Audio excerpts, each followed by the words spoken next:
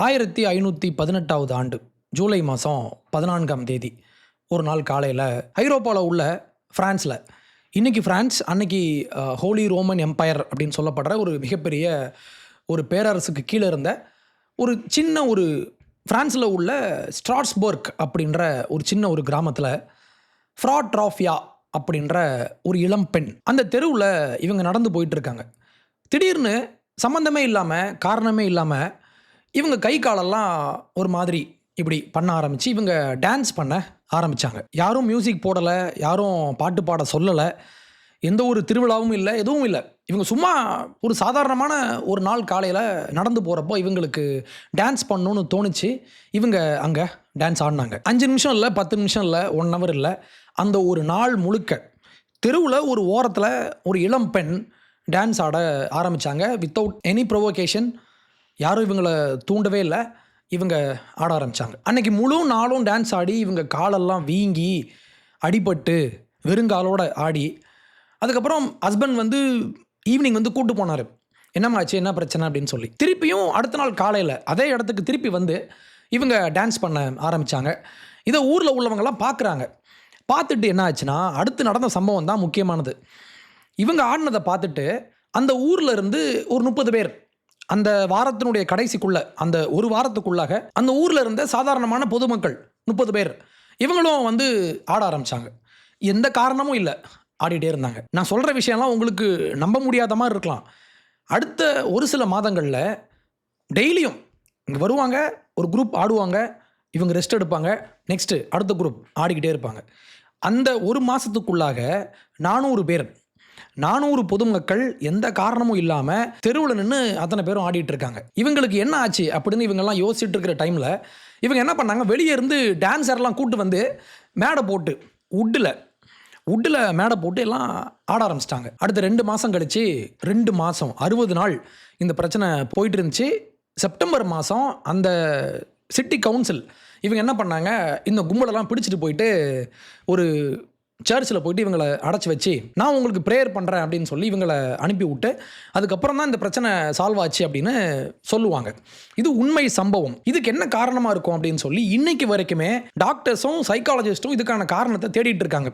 இன்னைக்கு வரைக்கும் இவங்க சொல்கிறாங்க, இதில் ஃபேமஸாக சொல்லப்பட்ட காரணம் என்னென்னா, ஒரு ஃபங்கஸ், கான்ஷியஸ்னஸை மாற்றக்கூடிய ஏதோ ஒரு ஃபங்கஸ் அந்த ஊரில் உள்ள பயிர்களில் கலந்து இவன் அத்தனை பேருக்கும் மென்டல் ஆயிடுச்சு அப்படின்னு ஒரு தியரி ஒன்று சொல்லப்படும். இல்லைன்னா டைஃபஸ் அப்படின்னு சொல்லப்படுற ஒரு விதமான பாக்டீரியல் இன்ஃபெக்ஷன், இது ஒரு காரணமாக இருக்கலாமா அப்படின்னு யோசிச்சாங்க. 3வது ஒன்று எபிலப்சி, வலிப்பு நோய் மாதிரி அந்த ஊரில் உள்ள அத்தனை பேருக்கும் ஒரே நேரத்தில் வலிப்பு வந்துருச்சா அப்படிலாம் யோசிப்பாங்க. ஆனால் இன்னைக்கு 1980ஸ்க்கு அப்புறம் இந்த பிரச்சனை பற்றி நிறையா படித்தவங்க, தேடி பார்த்தவங்கெல்லாம் சொன்ன ஒரு விளக்கம் என்ன அப்படின்னா, இது மாஸ் ஹிஸ்டீரியா அப்படின்னு சொல்லுவாங்க. வாட் இஸ் மாஸ் ஹிஸ்டீரியா அப்படின்னா, சம்மந்தமே இல்லாமல் எவனோ ஒருத்தன், ஒரு பொண்ணு ஒரு விஷயத்தை செய்யும்போது இது மற்றவங்களுக்கும் ஈஸியாக தொற்றிக்கொள்ளும் அப்படின்னு ஒரு உண்மையை இவங்க கண்டுபிடிச்சாங்க. இவங்க யாருமே நடிக்கலை, இவங்க யாருமே நம்மளும் சும்மா ஏதோ பொழுது போனால் பண்ணலாம் அப்படி பண்ணல. இவங்க உண்மையாகவே ஜென்யூனாக இந்த ஒரு தொற்று நோய் அப்படி தான் நம்ம சொல்லணும். ஏன்னா ஒருத்தங்க ஒரு விஷயத்தை செய்யும்போது நானும் அது கூட ஏதோ ஒன்று செய்யணும், நானும் அதில் ஒரு பங்கு வகிக்கணும் அப்படின்னு மக்களெல்லாம் நினைக்கிறது இயல்பு தான். ஏன் இந்த மாதிரி பிஹேவியர்லாம் வருது அப்படின்னா, இவங்க சைக்காலஜிஸ்ட் அவங்க சொல்கிறாங்க, ஒரு மன அழுத்தம் ஒரு பகுதியில் மொத்த மக்களும் ஒரு அழுத்தத்துக்குள்ளாக போகும்போது இந்த மாதிரி தான் இவங்க இது வெடித்து இப்படி தான் வெளியே வரும். ஏன்னா அந்த ஆண்டு 1518 இல்லை அதுக்கு முந்தைய அந்த 2 ஆண்டுகளில் ஸ்ட்ராஸ்பர்க் நகரத்தில் பஞ்சம், மக்களுக்கு கிராப்ஸ், பயிர்கள் ஒழுங்காக விளையலை, பஞ்சம் இருந்துச்சு, மழை பெய்யலை, வேலை வாய்ப்பின்மை இருந்துச்சு, நோய்கள்லாம் பரவிச்சு. எக்கனாமிக்கலி இவங்க ரொம்ப வீக்காக இருந்தாங்க அந்த காலகட்டத்தில், மிடிவல் காலத்தில். அப்போ இந்த மாதிரி கஷ்ட காலத்தில், மன அழுத்தத்தில் மக்கள், ஒரு மொத்த நகரமும் இப்படி இருக்கும்போது ஒரே ஒரு சிங்கிள் நபர் ஒரு ஸ்ட்ரேஞ்சாக கொஞ்சம் வித்தியாசமாக ஒரு பிஹேவியரை கொண்டு வந்தாங்கன்னா இது ஈஸியாக மக்கள்கிட்ட தொத்திக்கும். ஏன்னா மனுஷங்க சிரிப்பை மட்டும் இல்லை, அழுகையை மட்டும் இல்லை, கோபத்தை, வெறுப்பை, இந்த மாதிரி இவங்களுடைய அத்தனை எமோஷன்ஸையும் ஒருத்தர் இதை ஸ்ட்ரேஞ்சாக இதை ஸ்டார்ட் பண்ணி விடும்போது எல்லாருமே இதை அப்படியே ஃபாலோ பண்ணுவாங்க அப்படின்ற ஒரு உண்மையை இவங்க சொன்னாங்க. இதே மாதிரி தான் இன்றைக்கி சோஷியல் மீடியாவில் எவனோ ஒருத்தன் ஒரு போஸ்ட்டை போடுவான், அதை ஒரு 100 பேர் இதை ரீபோஸ்ட் பண்ணுவான், இதை ஷேர் பண்ணுவான், இதை பற்றி பேசுவான், ஹேஷ்டேக் போடுவான், வீடியோ போடுவான், ரீல்ஸ் போடுவான். அப்போது ஒரு ஐடியா, எவனோ ஒருத்தன் பைத்தியக்கார மாதிரி ஒரு விஷயத்தை செஞ்சான்னா, இப்போ இந்த பொண்ணை அவங்க ஹஸ்பண்ட் ஃபஸ்ட் நாள் இவங்க டான்ஸ் ஆடினாங்க இல்லையா, மண்டையில் 4 போடு போட்டு நீ என்ன செஞ்சிட்ருக்க அப்படின்னு கேட்டிருந்தாருன்னா, இப்படி மக்களெல்லாம் வேலை வெட்டி விட்டுட்டு இங்கே வந்து இப்போ ஆடிட்டு இருக்க மாட்டாங்க. ஆனால் இங்கே சிம்பிளாக ஒருத்தன் செஞ்சான் அப்படின்றதுனாலயே இதை அப்படியே மிமிக் பண்ணி, இதை அப்படியே ஃபாலோ பண்ணி, இதை அப்படியே காப்பி பண்ணி ஒரு பெரிய மூமெண்ட்டாக இங்கே இதை மாற்றி விட்ருவாங்க. அப்போது அன்னைக்கு ஸ்ட்ராஸ்போர்க் நகரத்தில் தெருவில் நின்று ஆடிட்டு இருந்தாங்க. இன்றைக்கி சோஷியல் மீடியாவில் நாங்கள்லாம் காக்ரோச் அப்படின்னு சொல்லி இங்கே இன்றைக்கி ஒரு கும்பல் கிளம்பி வந்து இங்கே சோஷியல் மீடியாவில் ஆடி முடிச்சுட்டு நேராக இப்போ தெருவுக்கு வந்துட்டான். தெருவுக்கு வந்து இப்போ என்ன பண்ணுறான், நாங்கள் பார்லிமெண்ட்டுக்கு நாங்கள் போகிறோம் அப்படின்னு சொல்லி நேற்று மார்னிங் பார்த்தீங்கன்னா, நேற்று முழுக்க டெல்லி முழுக்க ஒரே கலவரம். அப்போ இது அன்னைக்கு மட்டும் இல்லை, 1518 மட்டும் இல்லை, 500 ஆண்டுகளுக்கு பிறகும் இந்த மாதிரி சோஷியல் கண்டேஜியன்னு நம்ம சொல்லலாம். சமூக பரப்பு நோய், தொற்று நோய் அப்படி சொல்லலாமா? இந்த கும்பலெல்லாம் சோஷியல் கண்டேஜியன் நோயால் பாதிக்கப்பட்ட ஒரு விதமான மென்டல் கும்பல். இந்த மென்டல் கும்பல்லாம் சேர்ந்து இப்போ என்ன பண்ணுறாங்க, அரசாங்கத்துக்கு எதிராக அரசாங்கத்தை நம்ம கேள்வி கேட்கணும், இதுதான் டெமோக்ரஸி. ஆனால் நீ அரசாங்கத்தை கேள்வி கேட்குறதையும் தாண்டி நான் வன்முறை செய்வேன், நான் அரசாங்கத்தை நான் பிளாக்மெயில் பண்ணுவேன், நான் மிரட்டுவேன்னு ஒருத்தன் இங்கேருந்து பேசிகிட்டு இருக்கான் தெரியுமா? அந்த அவன் பேர் என்ன, சோனம் வாங்சக்கா. அரசாங்கத்தை நான் பிளாக்மெயில் பண்ணுவேன், நான் வந்து மேடை போட்டு நான் பட்டினி கிடப்பேன், நீங்கள் வந்து என்னுடைய கோரிக்கையை நிறைவேற்ற வேண்டும் அப்படின்ற ஒரு டிமாண்ட் இருக்கு இல்லையா, இது பியூர் பிளாக்மெயில். அரசாங்கத்துக்கிட்ட கோரிக்கை வச்சு டெமோக்ராட்டிக்லி நம்ம போராடி ப்ராட்டஸ்ட் பண்ணி நம்மளுடைய கருத்துக்களை நம்ம சொல்லி, நம்ம ஸ்ட்ராங்காக சொல்லி நம்ம ப்ராட்டஸ்ட் பண்ணலாம், ஃபாஸ்டிங் இருக்கலாம், எல்லாம் பண்ணலாம். ஆனால் இது பியூர் பிளாக்மெயில். 4 பைத்தியக்காரன் சேர்ந்து சோஷியல் மீடியாவில் ஆடிட்டு இருந்தான். இந்த பைத்தியக்காரனை பார்த்து இன்னும் ஒரு 100 பைத்தியக்காரன், அந்த 100 லட்சமாக மாறி, அந்த லட்சம் கோடியாக மாறி இன்றைக்கி 22 மில்லியன் ஃபாலோவர்ஸ் இவங்களுக்கு இருக்காங்கன்னு இவங்க சொல்லிக்கிறாங்க. இதை வச்சு இப்போ என்ன பண்ணுறது, நம்ம வந்து நம்பரை ஏற்றியாச்சு. அப்போது ரொம்ப எளிமையாக, ரொம்ப ஈஸியாக ஒரு மாஸ் மூமெண்ட்டை நம்மளால் இங்கே கட்ட முடியும். எப்படி விஜய் மாதிரியான ஒரு ஆள் இங்கே சினிமா அப்படின்ற ஒரு விஷயத்தை மட்டுமே வச்சு 2024க்கு முன்னால் வரைக்கும் சமூகத்தில் நம்ம ஊரில் இருந்த எந்த ஒரு பிரச்சனைக்குமே விஜய் வெளியே வந்து பேசலை. இவர் 2009 பேசிகிட்டு இருக்கார், நான் வந்து பாலிடிக்ஸ் வரேன் அப்படின்னு சொல்லி. ஆனால் அரசியலில் நீங்கள் வரதுக்காக நீங்கள் என்ன செஞ்சீங்க, மக்களுக்கு நீங்கள் என்ன செஞ்சீங்க, மக்களுக்கு நீங்கள் என்ன சொல்யூஷன் சொன்னீங்க? அண்ணாமலையாவது அரசியல் மூவ்மெண்ட் ஆரம்பிக்கிறதுக்கு முன்னால், அரசியல் கட்சியை அதை லான்ச் பண்ணுறதுக்கு முன்னால் ஒரு மூவ்மெண்ட் ஆரம்பித்து ஒரு சொல்யூஷன் பேப்பர் நான் தரேன்னு சொல்லி ஒன்று பண்ணுறாரா? இது கூட பண்ணலையே. என்னுடைய ஆட்சி அமைஞ்சா நம்ம இப்படிலாம் இதுக்கு சொல்யூஷன் கண்டுபிடிக்கலான்னு விஜய் எங்கே சொன்னார்? சொல்ல. அப்போ அதே மாதிரி தான் இந்த கரப்பாம்பூச்சி கும்பலும். எவனோ ஒருத்தன் வயசு 31 யூஎஸில் படிக்க போனேன் அப்படின்னு சொல்கிறான், அவனை சுற்றி ஒரு குரூப் ஒன்று ஃபார்ம் பண்ணுறாங்க 2 மாதத்தில். இது வரைக்கும் இவன் யார், இவனுடைய பெயர் என்ன, இவன் எந்த ஒரு ஆக்டிவிட்டீஸில் கலந்துருக்கான், மக்கள் பிரச்சனை சார்ந்து இவன் எங்கே பேசியிருக்கான், இவனுக்கான பேக்ரவுண்ட் என்ன, இவன் யார், இவன் கூட எப்படி இந்த சோனம் வாங்சக் அப்படின்றவன் வந்து சேர்ந்தான், இவனுக்கான பேக்ரவுண்ட் என்ன, இவனுடைய வேலையை, சோனம் வாங்சக்கினுடைய வேலையை சும்மா பொழுதுபோகலாம் வந்து நான் வந்து ப்ராட்டஸ்ட் பண்ணுறேன் அப்படின்னு சொல்லி மக்களை தூண்டி விட்டு கலவரம் பண்ணுறது தான் இவனுடைய வேலையே. அப்போ இந்த கும்பல், இந்த சோனம் வாங்சக் அப்படின்ற ஒரு இடதுசாரி ப்ராட்டஸ்ட் கலாச்சாரத்தை தூக்கி பிடிக்கிற ஒரு கும்பல் இந்த பக்கம் சம்மந்தமே இல்லாமல் சோஷியல் மீடியாவில் மட்டுமே ஆக்டிவிசம் பண்ணிகிட்டு இருக்கிற, அதுவும் சடனாக பாப்பப்பான ஒரு காளான், இந்த அவன் பேர் கூட தெரில எனக்கு, இந்த 2 பேரும் சேர்ந்து இன்றைக்கி ஒரு ட்ராமா ஒன்று பண்ணிகிட்டு இருக்கானுங்க. சரி, இவன் ஒரு ட்ராமா பண்ணுறான் அப்படின்னா இவன் ட்ராமாவை நம்பி இவனை ஃபாலோ பண்ணி ஒரு 1,00,000 காக்ரோச் நாங்கள் ப்ராட்டஸ்ட் பண்ணுறோம் அப்படின்ற பெயரில் நேற்று வந்து கலவரம் பண்ணியிருக்கானுங்க.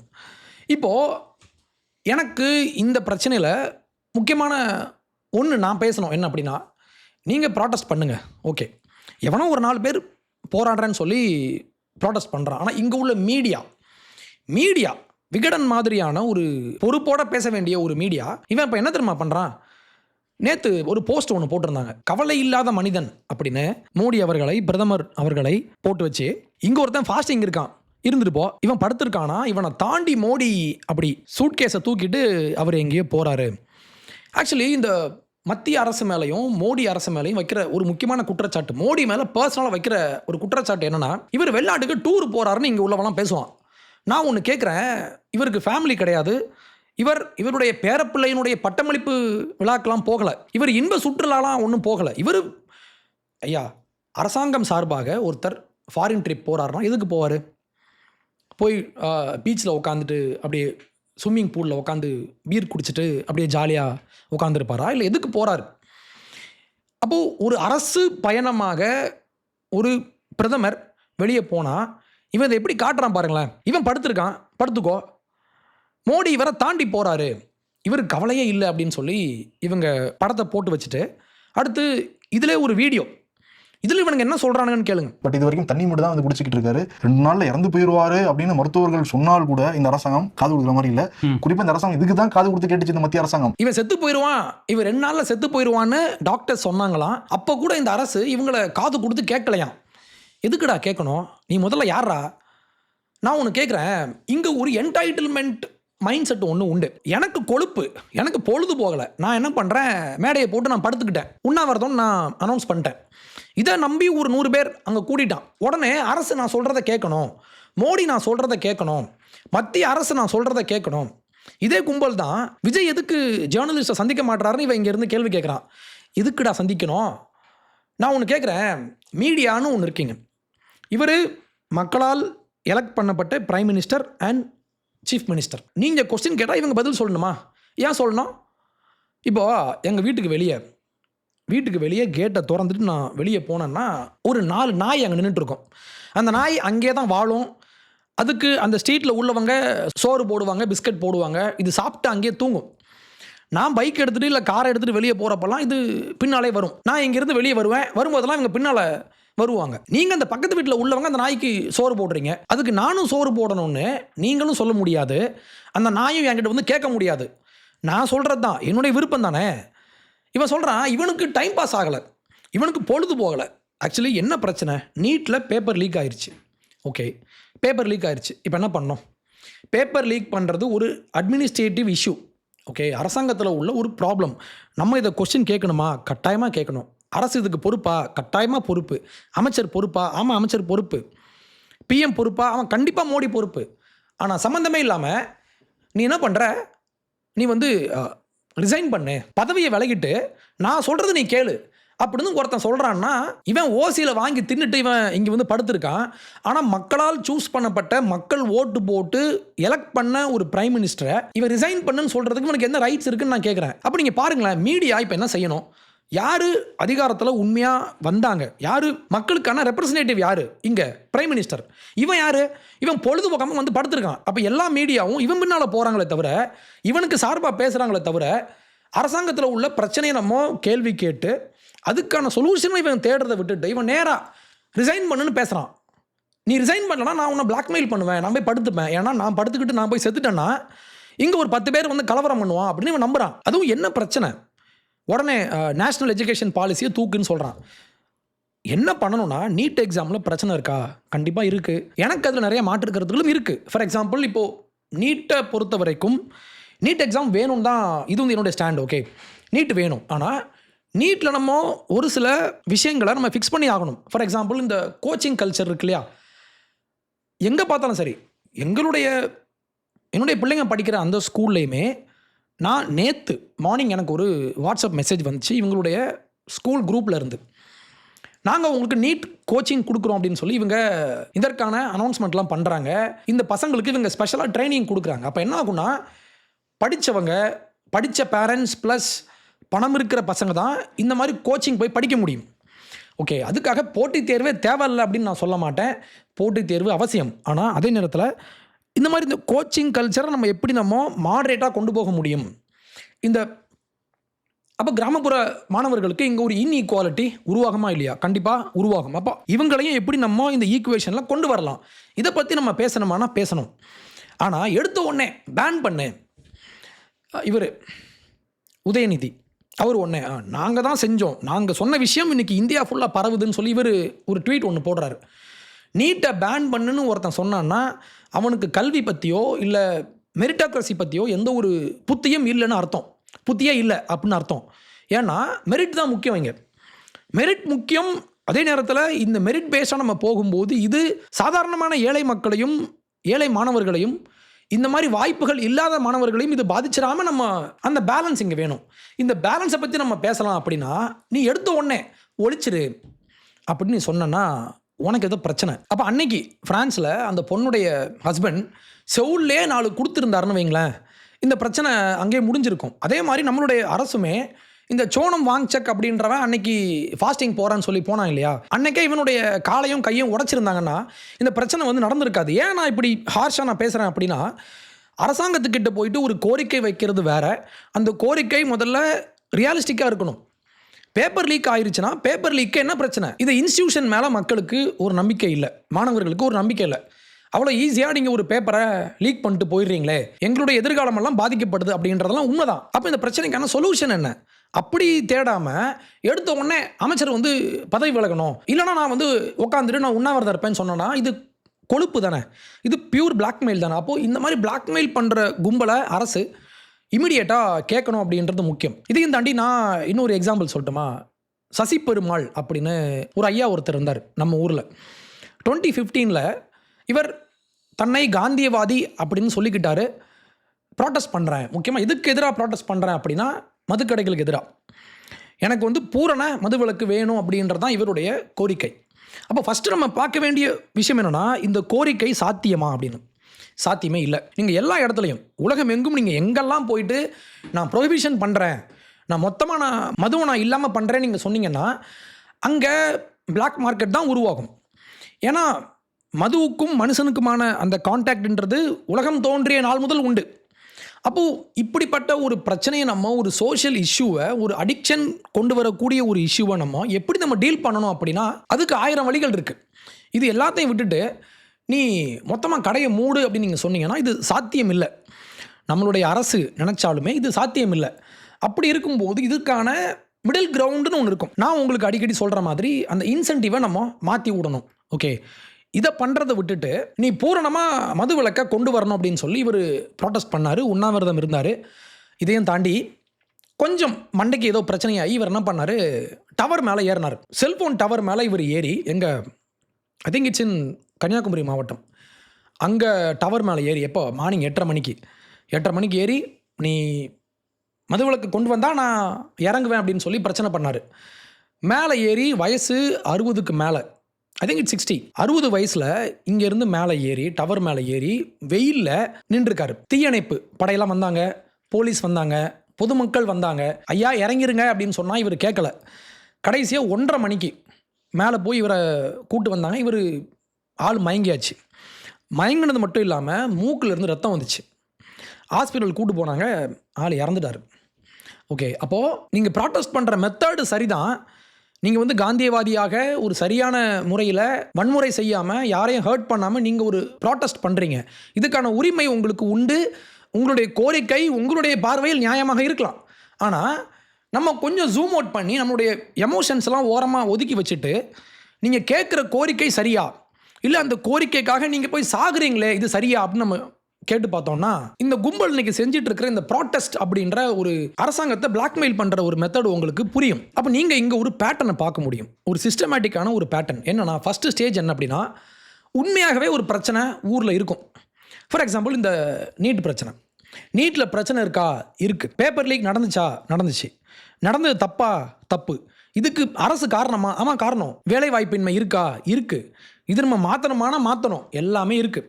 அப்போது ஜென்யூனான ஒரு கிரீவன்ஸ் இங்கே இருக்கும். இதில் அடுத்த ஸ்டேஜ் இருக்கு இல்லையா, ஃபேஸ் 2.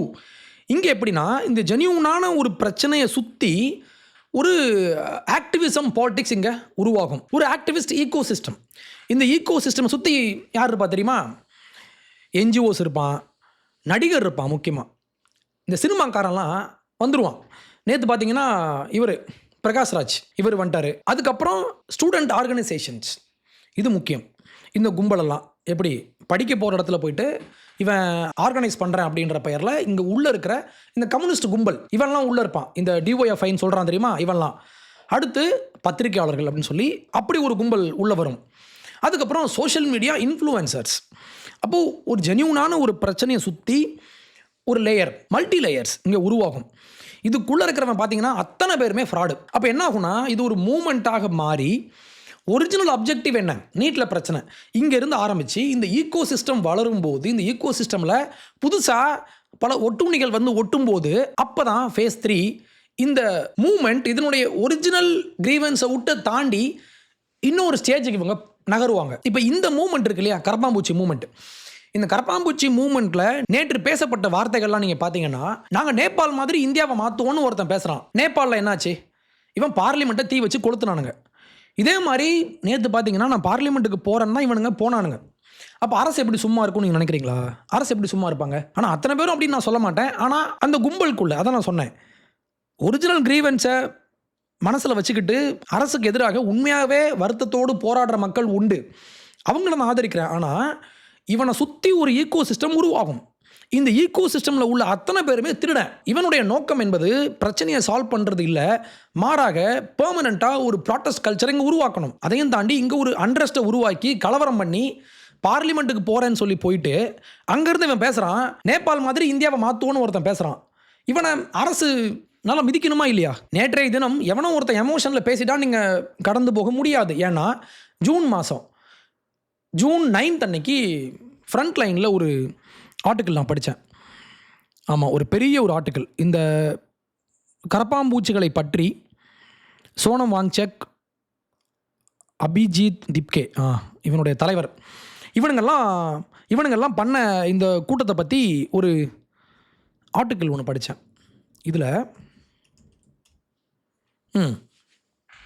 இதில் அங்கே கலந்து கொண்ட ஒரு மாணவர்கிட்ட இவங்க கேட்குறாங்க.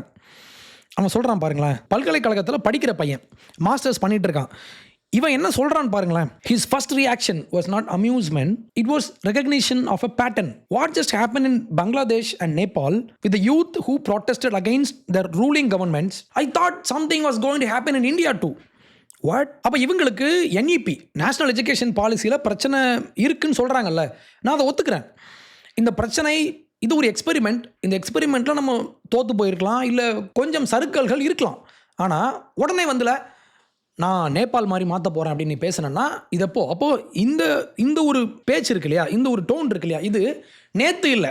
இந்த மூமெண்ட் ஆரம்பித்த நாள்லேருந்து நீங்கள் பாருங்கள், நேபாளில் இதே மாதிரி யங் பீப்புளெல்லாம் இவங்க மொபிலைஸ் பண்ணி இப்படி தான் பண்ணானுங்க. அதே மாதிரி இந்தியாவில் பண்ண ட்ரை பண்ணுறானுங்க. அப்போ ஒரிஜினல் கிரீவன்ஸை தாண்டி இவனுங்களுக்கு இன்னொரு புத்தியெல்லாம் உருவாகும். இதுக்கு பேர் தான் நான் சொன்னேன் அந்த மாஸ் ஹிஸ்டீரியா. ஒரு பொண்ணு டான்ஸ் ஆடுவாங்க, 10 பேர் சேர்ந்துப்பான்.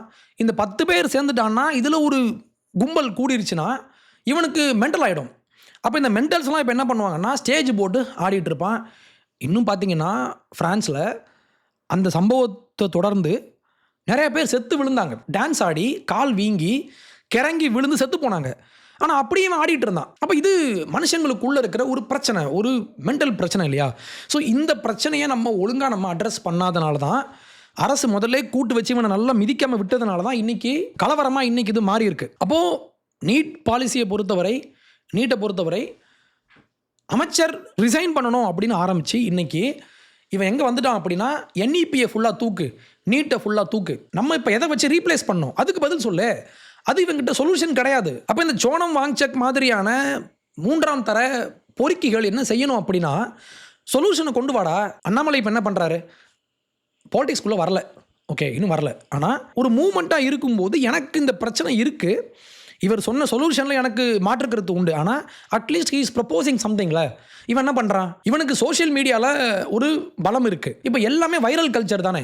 ஒரு ரீல்ஸை நீங்கள் கட் பண்ணி நீங்கள் போட்டிங்கன்னா இதை ஒரு 10 லட்சம் பேர் பார்த்துட்டான்னா இவனுக்கு அப்படியே தலைக்கு ஏறி போயிடுது. எல்லாமே தலைக்கு ஏறி இவன் அப்படியே பறக்கிறான். அப்போ இந்த சோனம் வாங்சக் அப்படின்றவன் என்ன மாதிரி ஆள் அப்படின்னா, வெறுமனே ப்ராட்டஸ்ட் பண்ணி இவனுடைய அந்த சோஷியல் மீடியா பவரை பயன்படுத்தி அரசாங்கத்தை முடக்கணும் அப்படின்றதான் இவனுடைய நோக்கமே.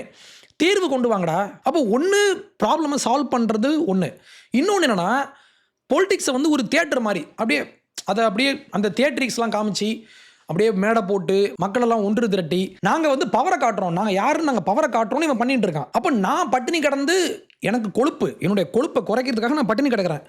உடனே அரசு பார்லிமெண்ட் பிஎம்லாம் நான் சொல்கிறத கேட்கணும்னு ஒருத்தன் சொன்னான்னா இதுக்கு பேர் தான் அந்த என்டைட்டில்மெண்ட் புத்தி. இவனுக்கு இப்போ என்ன ட்ரை பண்ணுறானுங்க அப்படின்னா, மக்களால் சூஸ் பண்ணப்பட்ட, மக்களால் எலெக்ட் பண்ணப்பட்ட ஒரு அரசை இவன் பிணைய கைதி மாதிரி மாற்ற ட்ரை பண்ணுறான். நான் உன்னை பிடிச்சி வச்சுப்பேன், நான் டிமாண்ட் வைப்பேன், நீ இதை கேட்கணும், கேட்கலன்னா நான் இப்படி தான் பண்ணுவேன் அப்படின்ற இந்த ஒரு புத்தி இருக்கு இல்லையா, இந்த புத்தி பேப்பரை லீக் பண்ணுற அந்த மாஃபியாவை ஸ்டாப் பண்ணுறதோ, நேஷ்னல் டெஸ்டிங் ஏஜென்சி NTA இங்கே ஒரு சீரமைப்பை கொண்டு வரதோ, இல்லை இந்த எக்ஸாமினேஷன், இந்த டெஸ்ட் கல்ச்சர் அப்படின்ற போட்டித் தேர்வுகளில் ஒரு நல்ல ஒரு பாதுகாப்பான ஒரு நம்பகத்தன்மையான ஒரு முறையை நம்ம கொண்டு வரணும். இப்பெல்லாம் இவன் யோசிக்க மாட்டான். இவனை பொறுத்த வரைக்கும் அரசாங்கத்தை மிரட்டி பார்ப்போம். அப்போ இந்த பிரச்சனையை பொறுத்தவரை நான் என்ன செய்ய விரும்புகிறேன் அப்படின்னா, ஒரே ஒரு சிங்கிள் லேயரை உங்களுக்கு நான் ஆட் பண்ணி கொடுத்துட்டு போயிடுறேன். என்ன அப்படின்னா, இந்த ப்ராட்டஸ்ட் கல்ச்சர் இருக்கு இல்லையா, எனக்கு இது மேலே தான் பெரிய எனக்கு பிரச்சனை. இதில் இன்னொன்று, எங்கெல்லாம் இவன் ப்ராட்டஸ்ட் பண்ணுறேன்னு சொல்லி முக்கியமாக அரசாங்கத்தை முடக்கிற மாதிரி, அரசாங்கத்தினுடைய செயல்பாடுகளை முடக்கிற மாதிரி ஒருத்தன் செஞ்சான்னா, அங்கே ஃபஸ்ட்டால் யார் வந்து நிற்பான் தெரியுமா? கம்யூனிஸ்ட்டு. நல்லா கவனிங்க, எல்லா இடத்துலையும் சரிதான். இப்போது அரசு ஒரு விஷயம் செய்கிறாங்கன்னா, அரசாங்கம் செய்கிற செயல்களில் உங்களுக்கு மாற்றுக்கருத்து இருந்தால் மாற்றுக்கருத்தை நீங்கள் வைக்கலாம், இல்லை நீங்கள் ப்ரொட்டஸ்ட் பண்ணலாம். ஆனால் நேஷன் அப்படின்ற ஒரு கான்செப்ட் இருக்கு இல்லையா, தேசம், இந்தியா இல்லை தமிழ்நாடு, இந்த மாதிரி நம்ம ஒரு இன்ஸ்டிடியூஷனலைஸ் பண்ணி நம்ம வச்சிருக்கிற ஒரு அரசமைப்பை முடக்கிற மாதிரி இவன் சாபட்டாச் பண்ணுவான். சாபட்டாச் அப்படின்ற வார்த்தை முக்கியம். நீங்கள் ப்ராட்டஸ்ட் பண்ணி நீங்கள் வந்து ரிஃபார்ம் கொண்டு வரது வேறு, நீங்கள் சாபட்டாச் பண்ணி அரசாங்கத்தை நீங்கள் காலி பண்ணுறதுன்றது வேறு. இவனுடைய நோக்கம் ரிஃபார்ம் இல்லை, சாபட்டாச். இப்போது புரட்சி, இந்த ரஷ்யன் புரட்சி, கம்யூனிஸ்ட் புரட்சி, சைனாவில் புரட்சி, இது மாதிரி இவன் பேசுவான் தெரியுமா? புரட்சி அப்படின்னு நீங்கள் சொன்னீங்கன்னா புரட்சியினுடைய மையம் என்னன்னா, கோர் என்னன்னா சாபட்டாச். இவன் குண்டு வைப்பான். ஸ்டாலின், ஜோசப் ஸ்டாலின், இவர் என்ன பண்ணார்னா 1907 ரஷ்யாவில் உள்ள ஒரு பேங்க்கு, இவனுக்கு வந்து கட்சி நடத்துறது காசு இல்லை, போல்ஷெவிக் கட்சி நடத்த காசு இல்லை. இவன் என்ன பண்ணான் அப்படின்னா, பேங்க் இருக்குது, பேங்க்குக்கு வந்து கேஷ் இவங்க கொண்டு வராங்க ஒரு சின்ன ஒரு வண்டியில், காட்டில். இவன் அங்கே போய் குண்டு வைக்கிறான், இவங்களை போய் கொள்ளையடிக்கிறான். அதுக்கு இவன் என்ன காரணம் சொன்னான் அப்படின்னா, ஸ்டாலின், நாங்கள் சாபட்டாச் பண்ணுறோம், அரசாங்கத்தை, மன்னராட்சி முறையை நாங்கள் வீக் பண்ணுறோம், நாங்கள் இவங்களை பலவீனப்படுத்துகிறோன்னு இவன் பேசுகிறான். அப்போது இந்த சாபட்டாச் பண்ணுற விஷயம், அரசாங்கத்தை முடக்கிற இந்த ஒரு கான்செப்ட் அப்படின்றது கம்யூனிஸ்ட் புரட்சியினுடைய அடிப்படை. அப்போ இங்கே உட்காந்துட்டு கூவிட்டு இருக்கிற கம்யூனிஸ்ட் அத்தனை பேருமே, உனக்கு வக்கு இருக்கா? நான் கேட்குறேன், உனக்கு வக்கு இருக்கா? உன்னுடைய கொள்கையை சொல்லி, உன்னுடைய அந்த புனிதமான அந்த கம்யூனிஸ்ட் கொள்கையை சொல்லி நீ எலெக்ஷனில் நின்று நீங்கள் ஜெயிச்சு பாருங்கள். இவனால் முடியாது. ஏன்னா இவனுடைய எல்லா ஊர்லேயும் சரிதான், இந்தியாவில் இப்போ ட்ரை பண்ணிகிட்டு இருக்கானுங்க. ஆனால் உலகம் எங்குமே கம்யூனிஸ்ட் அரசை மக்கள் யாருமே சூஸ் பண்ணல, ஓட்டு போட்டு எங்கேயும் இவனை சூஸ் பண்ணல. இவன் என்ன பண்ணுவான், ஒன்று இந்தியா மாதிரி ஒரு நாட்டுக்குள்ளே டெமோக்ராட்டிக் இன்ஸ்டியூஷனுக்குள்ளே இவன் உட்காந்துட்டு இங்கே இருந்து நம்மளை குறைவான். உனக்கு இவ்வளோ பிரச்சனைனா அங்கே போடா நீ அப்படின்னு நான் கேட்பேன். ஓகே, அப்போது இந்த சாபட்டாச் பண்ணுறது இவனுடைய கோர் ஃபிலாசபி. அப்போது இந்த காக்ரோச் பார்ட்டியினுடைய நோக்கமே சாபட்டாச் பண்ணுறது தான். அப்போ இந்த சாபட்டாச் பண்ணணும், அரசாங்கத்தை முடக்கணும்னு ஒருத்தன் பேசும்போது கண்டிப்பாக அந்த இடத்துல கம்யூனிஸ்ட் வந்துடுவான். நான் உங்களுக்கு ஃபோட்டோஸ் காட்டுறேன் பாருங்கள். கம்யூனிஸ்ட் கட்சிக்காரன் DOFI அப்படின்னு சொல்கிறவன், கொற்றவை அப்படின்னு நம்ம ஊரில் உள்ள ஒரு ஃபெமினிஸ்ட், ஒரு ரேடிக்கல் ஃபெமினிஸ்ட் அப்படின்னு சொல்லப்படுற ஒரு மார்க்சிஸ்ட் ஐடியாலஜி கொண்ட ஒரு ஃபெமினிஸ்ட் அம்மா. இவன் இங்கேருந்து பாட்டு போட்டு பாடிக்கிட்டு இருக்கான். எதுக்கு? இந்த புரட்சிக்கு ஆதரவாக. அப்போ இந்த communist, leftist, Marxist, left ecosystem எல்லாமே நாடு ஒழுங்காக இருந்தால் இவனுக்கு பிடிக்காது. ஒன்று தேர்தலில் நின்று நீங்கள் ஜெயிங்க, யாரும் உங்களை வேணான்னா. ஆக்சுவலி இந்தியா மாதிரியான ஒரு டெமோக்ரஸி உள்ள நாடு இப்போ எங்கேயுமே இல்லை. நீங்கள் பாருங்களேன், நீங்கள் எலெக்ஷனில் நிற்கிறதுக்கு உங்களுக்கு எந்த தடையும் இல்லை, நீங்கள் நிற்கலாம், உங்களால் ஜெயிக்க முடியல. கடைசியாக இருந்த கேரளாவும் போயிடும். அப்போ இவனுக்கு ஒரு ஃப்ரஸ்ட்ரேஷன் ஒன்று உருவாகுது. நம்ம லெஜிட்டிமேட்டாக போட்டியில் செஞ்சு நம்ம சண்டை செஞ்சு என்னால் ஜெயிக்க முடியல. அப்போ என்ன பண்ண, போய் கல்லை எடுத்து எரி, போலீஸ் வாகனத்துக்கு போய் தீ வைக்கிறான். இவனெல்லாம் அரசு சும்மா விடக்கூடாது ஆக்சுவலி. அப்போ இதுக்கு பின்னால் நான் 2 விஷயம் பார்க்குறேன். ஒன்று, ஃபஸ்ட்டு ப்ராட்டஸ்ட் சைக்காலஜி. இந்த ப்ராட்டஸ்ட் பண்ணுறவனுக்குரிய சைக்காலஜி என்ன, இவன் எப்படி ஒர்க் பண்ணுறான், ஏன் இவ்வளோ ஒரு மாஸ் மூமெண்ட்டை இவங்களால மொபிலைஸ் பண்ண முடியுது அப்படின்ற ஒரு கேள்வி இருக்கா? நம்ம இதை புரிஞ்சுக்கணுன்னா, லயனல் ஸ்ரீவர் அப்படின்ற ஒரு நாவலிஸ்ட் அம்மா ஒருத்தங்க இருக்காங்க. இவங்க நாவல்லாம் ஷீஸ் ரைட் விங், வலதுசாரி. இந்த ப்ராட்டஸ்ட் கல்ச்சர் எப்படி ஒர்க் ஆகுது, முக்கியமாக லெஃப்டில் உள்ளவங்கலாம் எப்படி இப்படி ஒரு மாஸ் மூமெண்ட்டை கட்ட முடியும் அப்படின்ற மாதிரி ஒரு பாட்காஸ்ட்டில் இவங்க பேசியிருப்பாங்க. வின்ஸ்டன் மார்ஷல் அப்படின்ற ஒருத்தர் கூட. அந்த கிளிப் நான் ப்ளே பண்ணுறேன், பார்த்துருங்க. Can I ask about the male-female divide on this? It's not apparent and or self-evident to me that women would be progressive on the issue of immigration. In fact, the opposite. Because if a woman evolutionary has evolved to protect an infant, and we see, certainly in Britain, that it is our young children, young girls that are being systematically raped, abused, you'd think that mothers would be more conservative and women would be more conservative in having a strong border protecting the vulnerable in their society. And yet it looks like polling shows women are increasingly, certainly young women, harder and harder left. In fact, people have been claiming it's young men who are going further and further right. But over the last few years, there's some reports, the FT did a report on this, that it's actually the women who, not just in the West, but in South Korea and other parts of the world, the women who are going much further left. What's your take and understanding of that sort of, to me, that inconsistency? Intra-group rivalry, competition between women, for example, over who's more righteous, who cares more, who's the purest and goodest person, right? So And it look at the Palestinian thing. What do these people have to do with the Palestinians? Nothing. They know nothing about Palestinians, right? They don't know anything about the Israeli conflict. It's just an excuse. But together, I mean, this is one of my only explanations, because ultimately, of course, it is fundamentally baffling. But they seem to feel a sense of group identity when they get together and have all these protests. So it gives them a sense of belonging to each other. And meaningfulness, Yeah. And these are people who clearly crave a sense of purpose and think they found one. இது நீங்கள் பிரச்சனைன்னு பார்த்தீங்கன்னா இது அவங்க ஊர் பிரச்சனை. இவங்க ஊரில் இமிக்ரேஷன் அப்படின்ற ஒரு பிரச்சனை போயிட்டு இருக்கு இல்லையா? இந்த இமிக்ரேஷனுக்கு ஏன் லெஃப்டில் உள்ளவங்க அதிகமாக ஆதரவாக இருக்காங்க அப்படின்றதான் கேள்வி. இந்த கேள்வியை இவர் கேட்குறாரு, வின்சன். இந்த அம்மா சொல்கிறாங்க, இதுக்கு நிறைய காரணங்கள் இருக்க முடியும். ஒன்று என்னென்னா, இன்ட்ரா குரூப் ரைவல்ரி அப்படின்னு சொல்கிறாங்க. What is intra group rivalry அப்படின்னா, இங்கே உள்ளவங்களில் யார் ரொம்ப நல்லவங்க, யார் ரொம்ப righteous, who is the purest, who is the goodest, இந்த அம்மா சொல்கிறாங்க. ஏன்னா இந்த லெஃப்ட் ஈகோ சிஸ்டமில் உள்ளவங்களுக்கு என்ன பிரச்சனைனா, இவங்க எப்படி யோசிப்பாங்கன்னா, மாரல் சிக்னலிங், விர்ச்சு சிக்னலிங்ன்ற ஒரு கான்செப்ட் இருக்குது. அப்படின்னா என்னென்னா, நான் ரொம்ப நல்லவன், நான் வந்து ஏழைகளுக்காக நான் பரிந்து பேசுகிறேன், நான் ஒடுக்கப்பட்ட மக்களுக்காக நான் போய் நிற்கிறேன், இங்கே மக்களெல்லாம் பாதிக்கப்பட்டிருக்காங்க, மக்கள் பக்கம் அதிகமாக நிற்கிறது, யார் மக்களுக்காக அதிகமாக குரல் கொடுப்பது அப்படின்ற அந்த ஒரு, இது எல்லாமே எங்கேருந்து வரும்னா, ஒரு சாஃப்ட்னஸ். வாழ்க்கையில் நீங்கள் தோற்று போயிட்டீங்கன்னா, தோற்று போனவன் ஏன் தோற்று போனான்னா, இந்த சிஸ்டம் இவனை வஞ்சித்து விட்டது அப்படின்னு இந்த கும்பல்லாம் நம்பும். இது லெஃப்டிஸ்ட் கும்பல், ஓகே, கம்யூனிஸ்ட் மார்க்சிஸ்ட் ஐடியாலஜி கொண்ட அந்த ஒரு பார்வை கொண்ட ஒரு கும்பல்.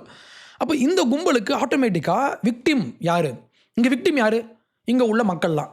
உனக்கு படிக்கிறதுக்கு வக்கில்ல, உடனே இவன் வந்து விக்டிம் அப்படின்னு இவங்க நினச்சிப்பாங்க. அப்போ இவங்களை பொறுத்தவரை, இந்த ப்ராட்டஸ்ட் பண்ணுற கும்பலை பொறுத்தவரை, படிக்க முடியாமல் நீட்டில் ஃபெயில் ஆனவன், நீட்டில் தோற்று போனவன், நீட்டில் தற்கொலை பண்ணவன்லாம் இவனுக்கு விக்டிம். தற்கொலை பண்ணவன் விக்டிம் கிடையாது. ஆக்சுவலி தற்கொலை பண்ணவனுக்கு கொழுப்பு.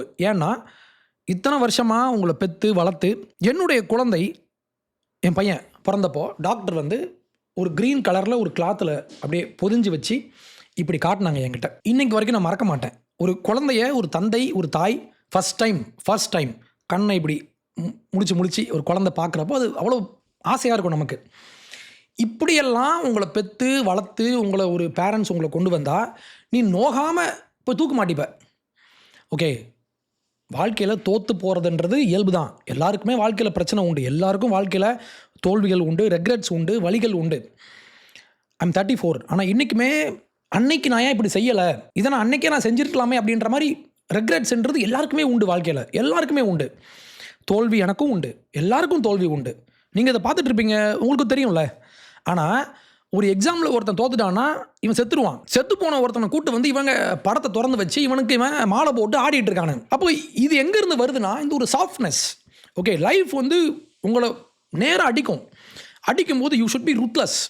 ஓகேவா, நான் இப்படி தான், என்னால் முடியலன்னா நான் வேற நான் பார்ப்பேன். அதுக்கு பேர் தான் சர்வைவல். நான் இந்த உலகத்தில் பிறந்துட்டேன், கிடைச்ச வாழ்க்கை ஒன்றே ஒன்று தான், இதில் எப்படி நான் சர்வைவ் பண்ணலாம் அப்படி யோசிக்கணும். இல்லைங்க இது முடிஞ்சு போயிடுச்சு, நான் தோற்று போயிட்டேன், நான் செத்துருவேன் அப்படின்னு நினச்சேன்னா, உன்னை இந்த உலகத்துக்கு கொண்டு வந்தவங்கள நீ அசிங்கப்படுத்துகிற. ஒரு பிரச்சனையை நம்ம சால்வ் பண்ண முடியலன்னா நம்ம நெக்ஸ்ட் மூவ் பண்ணணும். இல்லைங்க நான் இப்படியே உட்காந்துப்பேன் அப்படின்னு ஒருத்தன் சொல்லுவான்.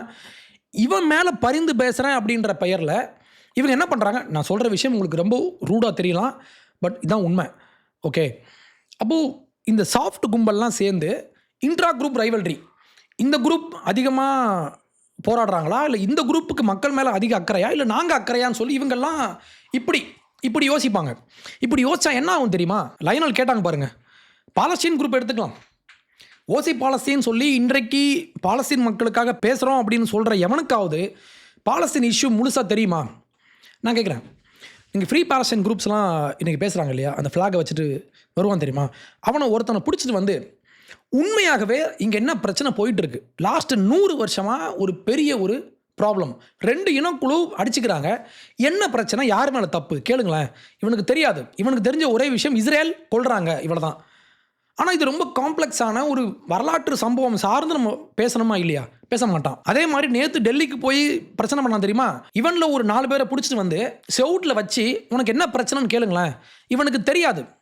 இவனுக்கு வந்து NEPனா என்னன்னு தெரியுமா, நீட்னா என்னன்னு தெரியுமா, காம்படிட்டிவ் எக்ஸாம்னா என்னன்னு தெரியுமா, அரசு எப்படி ஒர்க் ஆகுதுன்னு தெரியுமா, இவன் அப்படியே உண்ணாவிரதம் இருந்துட்டா அரசு கலையணுமா? இவனுக்கு ஏதோ கனவு உலகத்தில் வாழ்ந்துட்டு இருக்கானுங்க.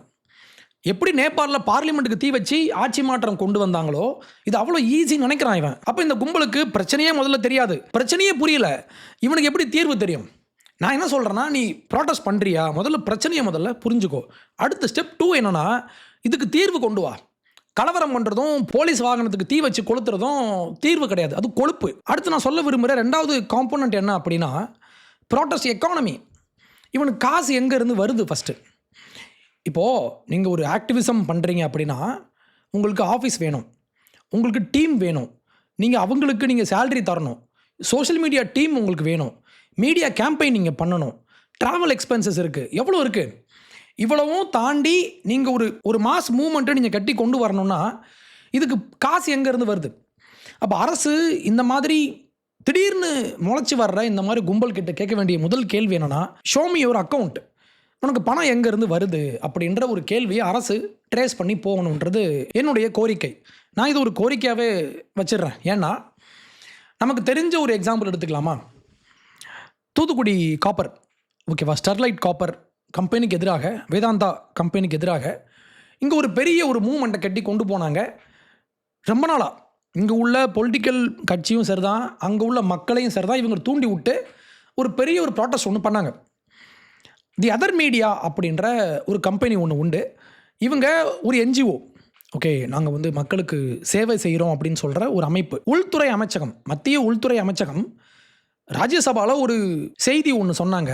இந்த NGO இருக்காங்க இல்லையா, தி அதர் மீடியா, இவங்க 2019 to 2022 அந்த 3 ஃபினான்ஷியல் இயரில் மட்டுமே இவங்களுக்கு 3.54 கோடி ரூபாய் வெளிநாட்டிலேருந்து வந்திருக்கு, ஃபாரின் ஃபண்ட்ஸ் வந்திருக்கு. இதில் இவங்க 2.79 crore இவங்க செலவு பண்ணியிருக்காங்க. இவன் என்ன சொல்லி பணம் வாங்கியிருப்பான் அப்படின்னா, நாங்கள் ஒரு NGOன்னு சொல்லி வாங்கிட்டு தூத்துக்குடி ப்ராட்டஸ்ட்க்கு இவங்க ஃபண்ட் பண்ணாங்க அப்படின்றதான் குற்றச்சாட்டு. அப்போ இந்த மாதிரி நம்ம ஊரில் ப்ராட்டஸ்ட் பண்ணுறேன், ஆக்டிவிசம் பண்ணுறேன் அப்படின்னு சொல்கிறவனுக்கு எல்லாமே பணம் வருது. ஓகே, இவன் பணத்தை வேறு முறையில் வாங்கிட்டு வேறு மாதிரி சொல்லி வாங்கிட்டு அண்டர் FCRA இவன் எதுக்கு யூஸ் பண்ணுறான்னா மக்களை தூண்டி விட்டு. நம்ம நினச்சிட்டு இருப்போம் தூத்துக்குடி மக்கள் எல்லாம் அந்த காப்பர் ஆலை மூலமாக உருவாகிற பிரச்சனையை இவங்க மக்கள் உணர்ந்து எல்லாமே ஆர்கானிக் தான், மக்களே பிரச்சனையை புரிஞ்சுக்கிட்டு வந்தாங்கன்னு நம்ம நினச்சிட்டு இருக்கோம். அப்படி இல்லை. இங்கே பின்னால் ஒரு பெரிய ஒரு குரூப் இங்கே ஒர்க் பண்ணிகிட்டு இருக்காங்க. அரசாங்கத்துக்கு எதிராகவும் நம்ம ஊருக்கு வர்ற எல்லா ஆலைகளையும் மூடு, எந்த திட்டம் வந்தாலும் மூடுன்னு தான் இவன் பேசுவான். அப்போ இந்த பிரச்சனையை சால்வ் பண்ணுன்னு சொல்ல மாட்டான், மூடிடுன்னு சொல்லுவான். அப்போ இந்த மாதிரி கும்பல்லாம் என்னன்னா, இவங்கெல்லாம் ஃபண்டு வாங்கிட்டு பண்ணுறாங்கன்றது உண்மை. அப்போ இந்த கும்பல், அதுவும் இந்த காக்ரோச் பார்த்தீங்கன்னா, இன் மேட்டர் ஆஃப் 2 months எப்படி 22 million பீப்புளை இவங்களால மொபிலைஸ் பண்ண முடிஞ்சது ஆன்லைனில். அதையும் தாண்டி நேற்று நடத்தின இந்த ப்ராட்டஸ்ட்க்கு எவன் காசு தரான் நீங்கள் பாருங்கள்.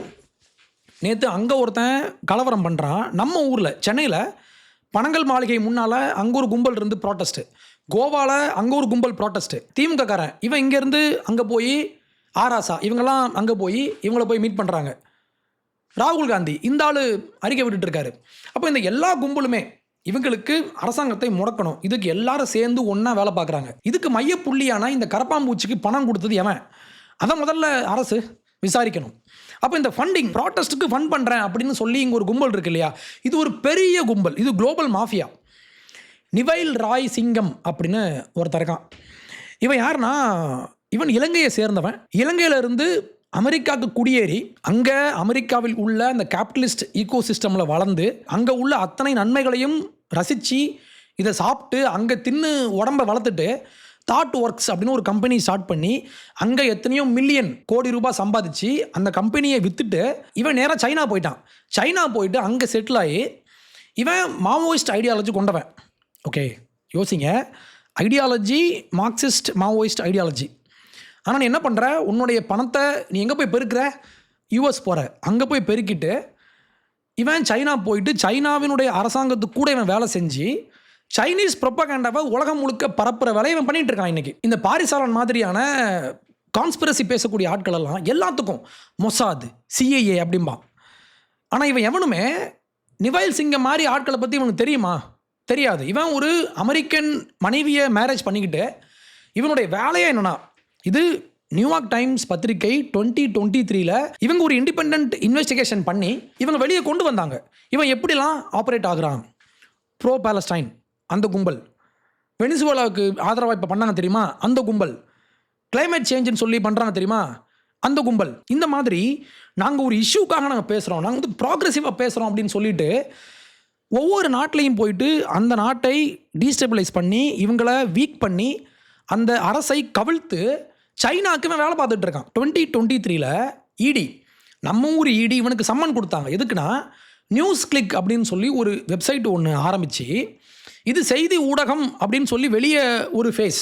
ஆனால் உண்மை என்னென்னா, இவனுடைய வேலை என்னென்னா, சைனீஸ் அரசாங்கத்துக்கு சார்பாக சிசிபி சைனீஸ் கம்யூனிஸ்ட் பார்ட்டிக்கு ஆதரவாக இந்தியாவில் உட்காந்து நியூஸ் போட்டு இந்தியாவில் சைனாவுக்கு ஆதரவாக ப்ரொபகண்டா பண்ணி நரேட்டிவ் செட் பண்ணுற வேலையை இந்த ஒரு வெப்சைட் செஞ்சுருக்காங்கன்னு சொல்லி இதை இவங்க இன்வெஸ்டிகேட் பண்ணி கொண்டு போனால் நேராக இது எங்கே போகுதுன்னா நிவைல் சிங்கம். 2023 இதே ஆண்டு 23 அக்டோபர் 7 அட்டாக் நடந்தப்போ, அக்டோபர் 7 அன்னைக்கு இஸ்ரேலுக்குள்ளே புகுந்து பொதுமக்களை கொன்னாச்சு. அக்டோபர் 8 அன்னைக்கு மார்னிங், அடுத்த நாள் காலையில் நியூயார்க்கில் டைம் ஸ்கொயரில் இந்த ஓசி பாலஸ்தீன் கும்பல்லாம் சேர்ந்து போராட்டம் பண்ணுறான். என்ன சொல்கிறான் தெரியுமா, இது வந்து ரெசிஸ்டன்ஸ், ஒடுக்கப்பட்ட மக்கள் இப்படி தான் ரெசிஸ்ட் பண்ணுவாங்கன்னு இவன் அங்கே போராடினான். எப்படி ரெசிஸ்ட் பண்ணுவாங்க, ரேப் பண்ணுவானா, விமனுடைய காலை விரிச்சு இவன் சுடுறான். எங்கே சுடுறான், வஜைனால சுட்டிருக்கான். இது யுஎன் ஐநா சபை கொடுத்த அறிக்கை, போய் தேடி படித்து பாருங்கள். இப்படிலாம் செஞ்சுட்டு இதுக்கு அடுத்த நாள் இவன் போயிட்டு ப்ராட்டஸ்ட் பண்ணுறான். அப்படின்னா இந்த பீப்புள்ஸ் ஃபோரம்னு ஒரு அமைப்பு ஒன்று உண்டு யூஎஸில். இந்த அமைப்பில் முக்கியமான பங்காளி யாருன்னா மம்தானி, அந்த நியூயார்க் மேயர் இருக்காங்க இல்லையா அவன். இந்த பீப்புள்ஸ் ஃபோரம்க்கு ஃபண்ட் பண்ணது யாருன்னா நிவைல் சிங்கம். எவ்வளோ ஃபண்ட் பண்ணா அப்படின்னா $20 million ஒன்லி ஃபார் ஓசி பாலஸ்தீன் ப்ராட்டஸ்ட்க்கு மட்டுமே. இது போன வருஷம் அமெரிக்கன் காங்கிரஸ்னல் கமிட்டி இவங்க அஃபிஷியலாக கேட்டிருக்காங்க, நீ டாக்குமெண்ட்ஸ் கொடுன்னு சொல்லி கேட்டிருக்காங்க இந்த பீப்புள்ஸ் ஃபோரம் அப்படின்ற இந்த ஒரு கும்பல் கிட்ட. இது ஏதோ யாரோ ஒருத்தங்க சொன்ன ஒரு நியூஸ் பேப்பர் கிளிப்லாம் கிடையாது, யூஎஸ் ஹவுஸ் கமிட்டி கேட்ட டாக்குமெண்ட்ஸ் இதெல்லாமே. இவங்க சொல்கிறாங்க $20 million நாங்கள் வாங்கினோன்னு இவங்களே ஒத்துக்கிட்டாங்க, டாக்குமெண்ட்ஸை கொடுன்னு கேட்டாங்க. அப்போ என்னுடைய குற்றச்சாட்டு என்ன அப்படின்னா, இந்த மாதிரி ப்ராட்டஸ்ட் கல்ச்சர் அப்படின்னு சொல்லப்படுற இவங்க அத்தனை பேருமே எப்படி நிவைல் சிங்கம் இந்தியாவிலையும் இந்த வேலையை பார்த்துருக்கான், உலகமெங்குமே இந்த வேலையை பார்த்துட்டு இருக்கான். அப்போது இந்த காக்ரோச்சுக்கு ஃபண்ட் பண்ணுறது யார்? ஐம் நாட் சேயிங் நிவைல் பண்ணுறாருன்னு நான் சொல்ல, பட் இப்படி ஒரு குரூப் இங்கே பின்னால் ஒர்க் பண்ணுறாங்கன்றது உண்மை. அது யாருன்னு நமக்கு தெரியாது, அரசு இதை ஒழுங்காக இன்வெஸ்டிகேட் பண்ணணும். ஏன்னா எப்படி சைனாவுக்கு ஆதரவாக சைனீஸ் அரசாங்கத்துக்கு வேலை பார்க்குற ஒரு திருட்டு பைய அமெரிக்காவுக்கும் வெனிசுவேலாவுக்கும் காசு கொடுத்து சைனீஸ் ப்ரொபகண்டாவை இங்கே பரப்பி விட்டு ப்ரோ பாலஸ்டைன் அப்படின்னு சொல்லி நீங்கள் பார்த்தீங்கன்னா அக்டோபர் 7 அட்டாக்ஸ்க்கு அப்புறமே 24 முழுக்க இந்த 2024 ஆண்டு முழுக்கவே பார்த்தீங்கன்னா அமெரிக்காவில் உள்ள அனைத்து பல்கலைக்கழகங்களையும் இந்த பிரச்சனை போச்சு. கொலம்பியாவிலேருந்து ஆரம்பித்து எல்லா இடத்துலையுமே இவனுங்க ப்ராட்டஸ்ட் பண்ணுறேன்னு சொல்லி பாய்காட் பண்ணுறேன்னு சொல்லி கல்வி சாலைகளில் இந்த கும்பல்லாம் பெருகி பெரிய பிரச்சனை பண்ணாங்க இல்லையா.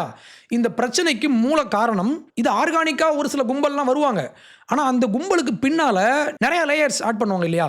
இந்த ஆக்டிவிஸ்ட்னு வருவான், நடிகர்கள்லாம் சேர்ந்து ஒரே நேரத்தில் போஸ்ட் போடுவாங்க, நீங்கள் பார்த்துருப்பீங்க. இன்ஸ்டாவில் ஒரே போஸ்ட்டை அத்தனை பேரும் போடுவான், வரி மாறாமல் அப்படியே போடுவான், நீங்கள் பார்த்துருப்பீங்க. இது எல்லாமே இந்த ஆக்டிவிஸ்ட் ஈகோ சிஸ்டம் அப்படின்ற இந்த ஒரு கும்பல் பணம் வாங்கிட்டு தான் பண்ணுறாங்க. ஏன்னா இவங்களை மோட்டிவேட் பண்ணி இவங்களை ஷேப் பண்ணி இவங்க மூலமாக சைனீஸ் ப்ரொபகண்டாவை நம்ம ஊரில் பரப்புறதுக்கு சிஸ்டமேட்டிக்காக ஒரு கும்பல் இங்கே உட்காந்துருக்கு. அப்போ அரசு ஒன்று புரிஞ்சுக்கணும், நம்ம டீல் பண்ணுற ஆட்களெல்லாம் சாதாரணமான ஆட்கள்லாம் இல்லை. இவன் அத்தனை பேரும் விஷம். இவன் சான்ஸ் கிடச்சா அரசாங்கத்தை கவிழ்த்து பார்லிமெண்ட்டுக்கு தீ வச்சு கலவரத்தை உருவாக்கி அரசாங்கத்தை கலைச்சி அதுக்கு ஃபாரின்லேருந்து ஃபண்டு வாங்கி இந்த மாதிரி எல்லாம் பண்ணக்கூடிய ஆட்கள் தான் இவங்க எல்லாருமே. அப்போ அரசு இந்த மாதிரி ஆட்களெல்லாம் நல்லா உத்து கவனிக்கணும். திடீர்னு ஒருத்தன் டக்குன்னு அப்படி பாப்பப்பாய் வந்தான் அப்படின்னா இவன் யார், இவனுக்கு பின்னால் யார் இருக்கா, இதெல்லாம் அரசுக்கு தெரியும், தெரியாமல் இருக்காது. பட் ஸ்டில் இந்த கும்பல் இருக்கு இல்லையா, காக்ரோச் கும்பலாம் நான் சும்மா ஒரு ட்ரெண்டு நினச்சேன். நான் எவனோ ஒரு 10 பேர் பண்ணுறான்னு நினச்சேன் நான் ஃபஸ்ட்டு. ஆனால் இப்போ இதுக்கு பின்னால் ஒரு பெரிய ஒரு மாஃபியா கும்பல் இருக்குன்னு எனக்கு டவுட் இருக்குது. அப்போ இந்த மாதிரி ப்ராட்டஸ்ட் பண்ணுற கல்ச்சருக்கு பின்னால் ஒரு ஐடியாலஜி இருக்குது, ஒரு மார்க்சிஸ்ட் ஐடியாலஜி இருக்குது. இன்னொன்று அரசாங்கத்தை கவிழ்க்கணும் அப்படின்ற அந்த ஒரு பைத்தியக்காரத்தனமான பார்வையும் உள்ளே உண்டு. இதையும் தாண்டி வெளிநாட்டுக்கிட்ட பணம் வாங்கிக்கிட்டு வெளிநாட்டு அரசாங்கத்துக்கு சார்பாக வேலை செஞ்சுக்கிட்டு நம்மளுடைய அரசையும் நம்மளுடைய நாட்டையும் கெடுக்கக்கூடிய இது திட்டமிட்டு செய்யக்கூடிய கும்பல்லாம் உள்ள உண்டு. அப்போ காக்ரோச் அப்படின்றது என்னன்னா, ஸ்ப்ரே அடித்து மொத்தமாக நசுக்கி விடணும் அப்படின்றத என்னுடைய கோரிக்கை. இவங்களுக்கு ஒரே தீர்வு என்னென்னா, ஒரு காக்ரோச் கிட்ட போய் நீங்கள் போயிட்டு அட்வைஸ்லாம் பண்ண முடியாது. நீங்கள் இதுக்கு அறிவுரை சொல்லி இப்படிலாம் பண்ணக்கூடாதுப்பா, போலீஸ் மேலே போய் கல்லை எடுத்து எரியக்கூடாது, இப்படிலாம் நீங்கள் பேச முடியாது. நம்ம செய்ய வேண்டிய ஒரே வேலை என்னென்னா, ஹிட் ஸ்ப்ரே இருக்கு தெரியுமா, அடிச்சு விடுங்க.